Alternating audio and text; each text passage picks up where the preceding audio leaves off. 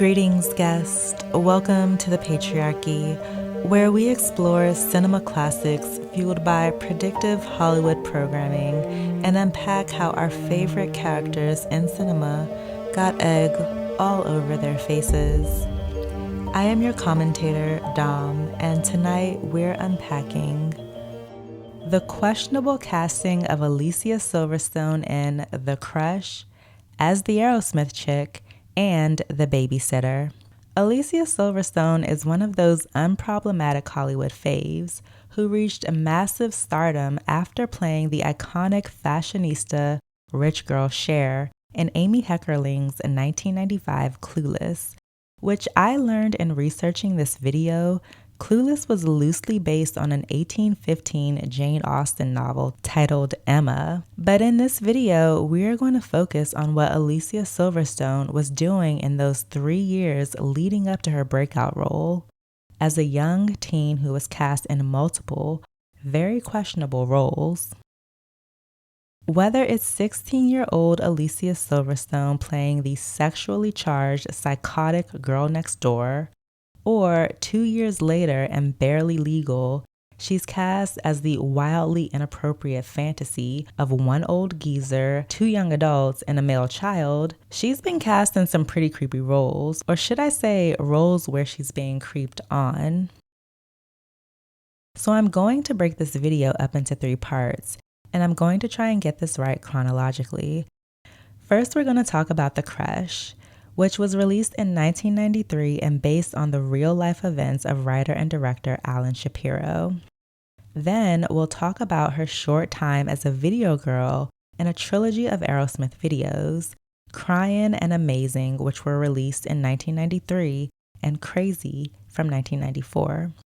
Then we'll end the video in 1996 when Alicia turned 18 and was a central character in a movie titled The Babysitter, directed by Guy Ferlin, which was based on a short story written by Robert Coover.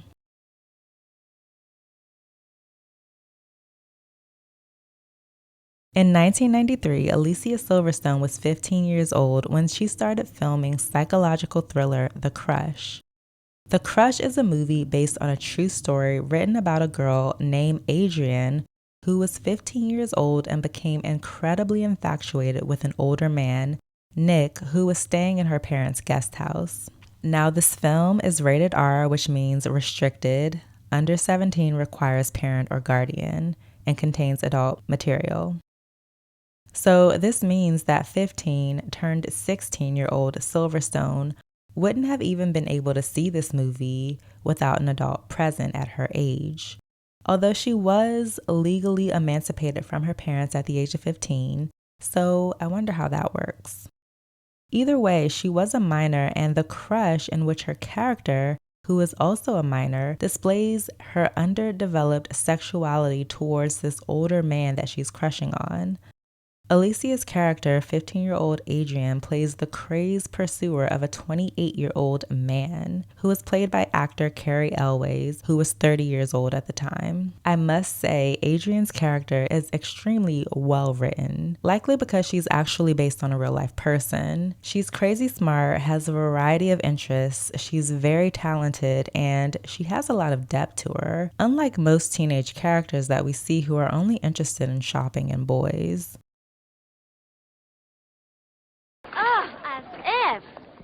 Anyways, Nick is very impressed with Adrienne, and he lets her know this by telling her that she's mature for her age, and Adrienne uses this tiny little compliment as an opening to relentlessly pursue Nick. Please don't be afraid of me.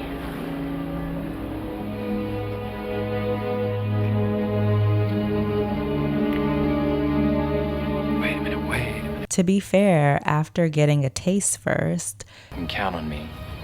I'll always be a friend no matter what. Okay? Okay. Like that night up at the lighthouse when we kissed? Now that was a mistake, Adrienne. Was sneaking in to watch me undress a mistake too? Nick knows that it's wrong and inappropriate to have this type of relationship with an underage girl. and tries to distance himself from her, gently letting her down easy. But she's certified crazy and relentless in her pursuit, and it turns out that this is actually a repeated pattern of behavior for her. I said I want you to stay the away from me. I help you. We're nothing. I love you, Nick, and you love me. You're sick. Adrian ends up in a treatment facility after a series of mysterious accidents occur at her hands. Now, I loved this movie growing up, and I still like it, but I think we can agree that the director could have gotten an adult actress who was young looking to play the part and not an actual 15-year-old girl. I mean, yes, this was a great role for Alicia that allowed her to show her range, but it's still not okay to have a 30-year-old man in real life kissing a 15-year-old girl in real life, even if it is acting. Also, the suggested nudity of a 15-year-old undressing for an older man on screen is not okay. In the closet scene where we see Adrian's bum revealed as she's undressing for Nick, I read that this was actually a body double, but this didn't add any value to the movie. They just wanted to push the perversion, in my opinion.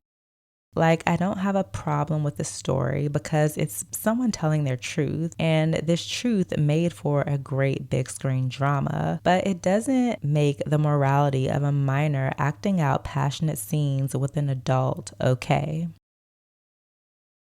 Let's move on to Alicia's Aerosmith era. Please welcome the chick from the Aerosmith video, Alicia Silverstone. How old are you? 17. 17. Cool. Man, I feel like Joey Buttafuoco all of a sudden. The band Aerosmith has been around since the 1970s, so when 16-year-old Alicia first starred in the music video for Cryin from their 11th studio album titled Get a Grip, it nearly tripled their sales. Let that sink in, a teenage girl in their videos tripled their sales. One could say she was partly responsible for this album's success. In fact, according to an article on Grammy.com titled 10 Reasons Get a Grip is one of Aerosmith's most iconic albums, the third reason listed is that it cemented their success as MTV icons. And what was MTV all about back in the 90s? Music videos. The article specifically called out 16-year-old Silverstone's promos as the reason that this band, whom each of the members were in their mid-40s at the time, but it was the reason that their videos stayed in heavy MTV rotation because of Alicia Silverstone. The first music video was such a smash success that they brought her back to continue her provocative performances in 2 more features, Amazing and Crazy. This lamented her as the Aerosmith Chick. Now, although Alicia wasn't acting as your typical video vixen during the Aerosmith years, she's not bopping around on screen in scantily clad attire. She's still a teenager, playing out some pretty mature scenes. Let's move on.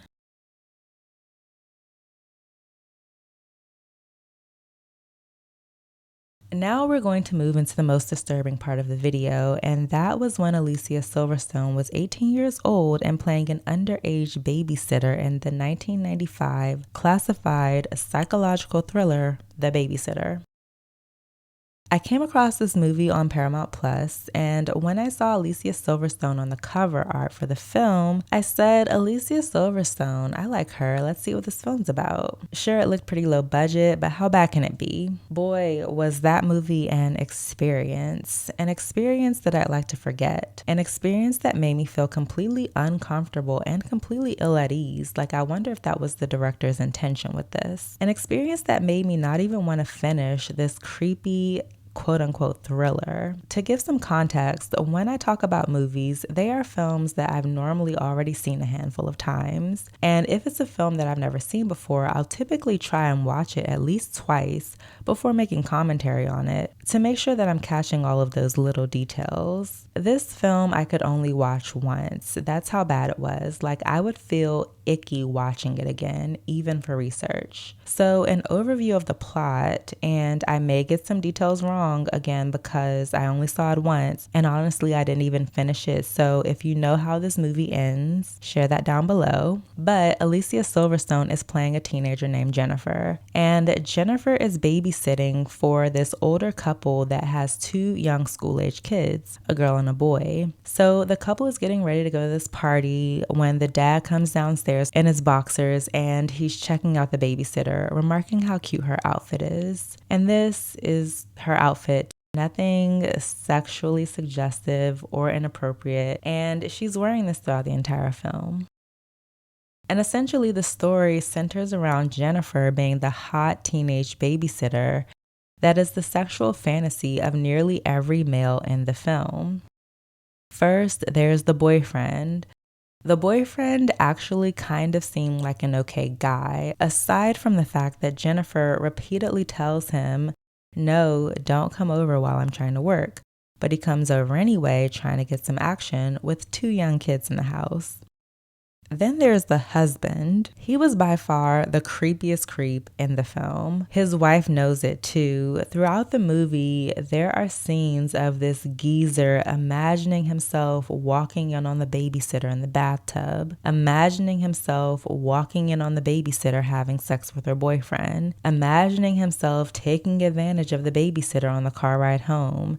This man just gave me the willies, and the apple didn't fall too far from the tree either, as then this man's young son is also centering the babysitter in his sick little boy fantasies. Anyways, you get the drift of this movie. There was another guy in the movie, but I'm not quite sure what his relationship to Jennifer was, so I'm not going to talk about it anymore. I know Alicia thought of herself as a serious actor at the time. There have been multiple interviews and articles in which she says she felt like she was a serious actor even at that young age, and she took her career very seriously. But this just seemed like a bad decision. Like, this film doesn't show any range. It's completely kitsch. It's low budget, heavily sexualizing a teenage girl. And this was released around the same time as Clueless, and it was released directly to video, so I don't see what she had to gain from this one. And I mentioned earlier that this Sick in the Head movie was based on a short story written by Robert Coover, and I just wanted to share some additional classics written by this author.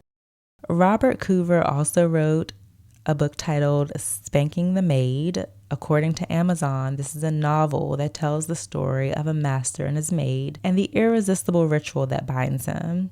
He also wrote something called The Adventures of Lucy Pierre, and I'm not going to read this description. If you want to look him up, you can read his catalog of stories that he's written, but I just kind of saw a pattern of lewd authorship from this guy. So let's wrap the video up by looking at some comments about this Babysitter movie.